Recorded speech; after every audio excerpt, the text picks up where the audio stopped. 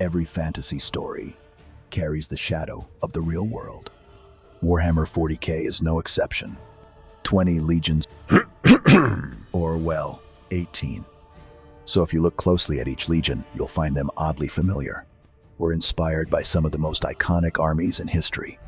Today, let's try to strip away the armor and see who they really are, what historical army they resemble most.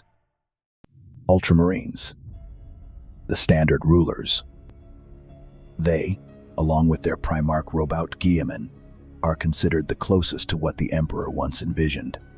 And their inspiration? Probably drawn from one of the greatest civilizations that ever existed. The Roman Empire, the cradle of law, discipline, and organizational might. In a galaxy drowned in chaos, the Ultramarines don't just conquer, they build, maintain, and govern. Like the Roman legions of old, they fight as a unified force. Discipline like steel, structure like a pyramid. Every march, every strike follows a strict pattern. To them, emotions are just interference. What they trust is formation. Feeling down? Reform the line. Confused? Just follow the codex. Want to invade a planet? There's already a form for that. Chapter 12, Section 7. Everything runs like a machine, orderly, precise, and leaves no space for spontaneity. That absolute rationality may be what gave both these empires their strength, and what let them dominate the world, whether it was ancient Earth or the galaxy ahead. Look at Guilliman's appearance is clearly Roman-inspired. His bearing reminds me of Roman generals like Julius Caesar or Augustus. Composed, mighty, and full of glory. Guilliman isn't a butcher. He doesn't pillage at random. He calculates every battle to ensure maximum stability and minimal loss. That's also how Rome expanded and ruled the world. He's the type of emperor who goes to war in the morning but still comes home to sign an interplanetary traffic law by evening. And Rome conquered the Gauls in the morning, started building aqueducts for them by the afternoon. Brutality with structure, cutting people down, but by procedure. So if you're the kind of person who loves discipline, breathes excel, enjoys war but still wants a performance review, then Ultramarines are your people.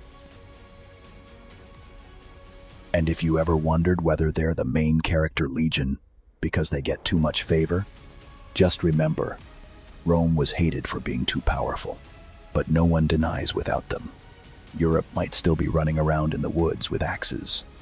And just like Ultramarines get hated for being the Imperium's golden standard, without them, the Imperium might have become GTA, Galaxy Edition, where everyone's just killing each other for fun. Or worse, a cosmic version of Among Us, where Tsank is the host.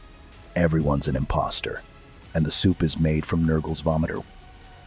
Or just as twisted and cruel as the Dark Eldar themselves.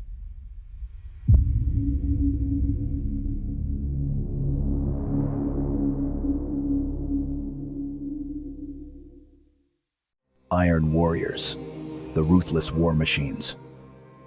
In the Warhammer 40K universe, if the Ultramarines are Caesars in blue armor, then the Iron Warriors are thinking concrete blocks with artillery hearts and engine oil blood. No flair, no glory. Just artillery, trenches, bunkers, maps, and a printed death schedule by the minute. They fight like machines, precise, cold, and ready to crush anything in the way. Their ruthlessness doesn't come from rage, it's programmed. Much like how the German military machine in World War II operated. Efficient, pragmatic, and calculating.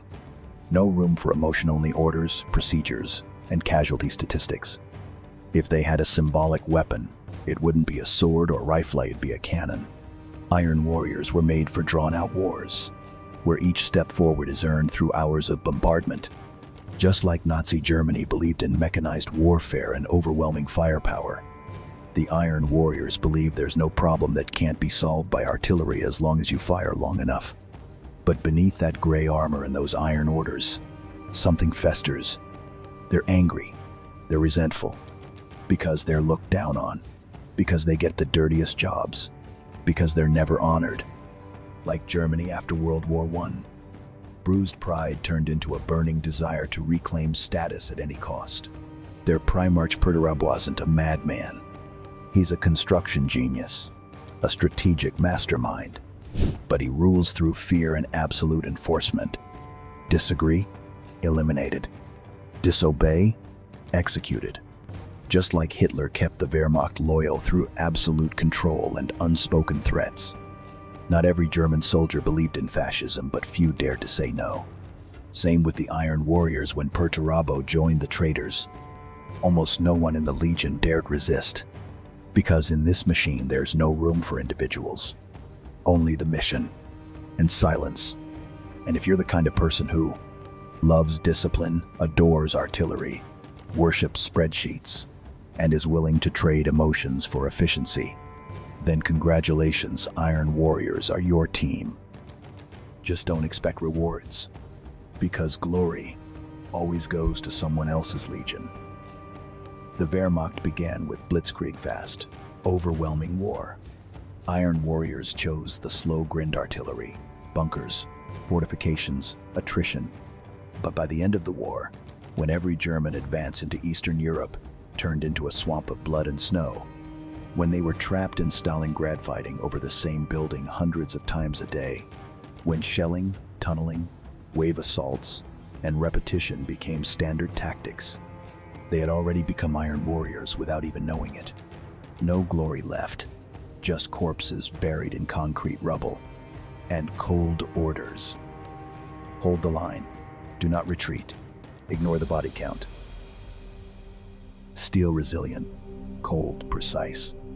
But when heated by rage and hammered by hate, that steel no longer builds glory, it forges monsters. The Iron Warriors and the Third Reich, thought to be fortresses, turned out to be the flames that consumed their own world.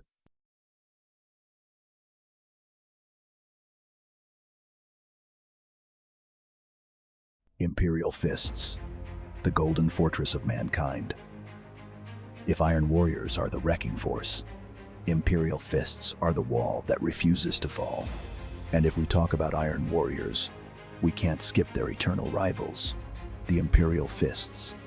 They're two sides of the same war Koinon destroys. One defends. One smashes walls. The other is the wall. Just like in the Siege of Terra, where the Imperial fist directly clashed with the Iron Warriors. In real history, their inspirations once faced off with no mercy. If the Iron Warriors are the war machines, then the Imperial fists are the golden barrier that made the galaxy halt. Rigid, unflashy, no need for fireworks, just discipline, willpower, and bricks stacked into bulwarks.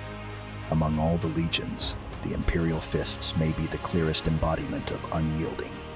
Not the poetic kind, the kind that says, "Keep hitting, I'm still here." They were born from Inwit, a frozen, merciless world, Siberia in space. A place where if you aren't tough, you won't last a week, let alone build an empire. And if that spirit sounds familiar, it should. The Imperial fists share a lot with the Soviet Red Army of World War II. Cold in both climate and command style. Discipline so harsh, losses became mere numbers. Defense, as if their souls were welded into the walls. And above all, they never retreat. Remember Stalingrad? Where buildings changed hands every hour. Soviet soldiers got thrown out, then crawled back in through the sewers, where there was no space left to bury the dead. That's the Imperial fist draped in gold, plasma rifles in hand, yelling, "Better to die standing than live on your knees."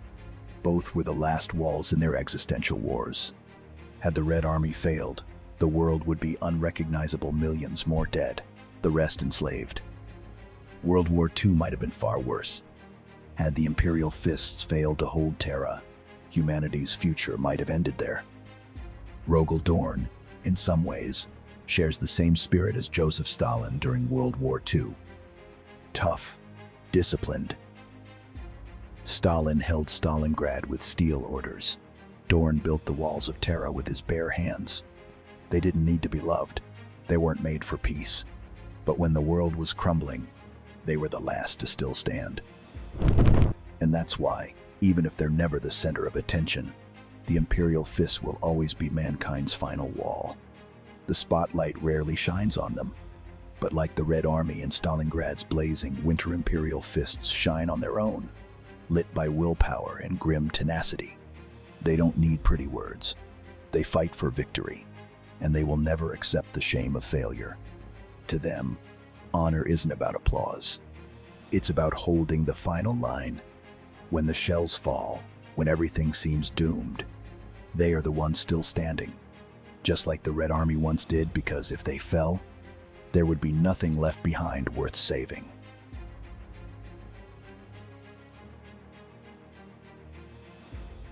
We've now looked at the first 3 Legion siege, echoing the image of a historical empire that once shook the earth. From the Roman order of the Ultramarines, to the Cold War machine of the Iron Warriors, and the Soviet resolve forged into the Imperial fists. But this journey isn't over. More names still wait to be revealed. Stay tuned for the next chapters, and thank you for watching.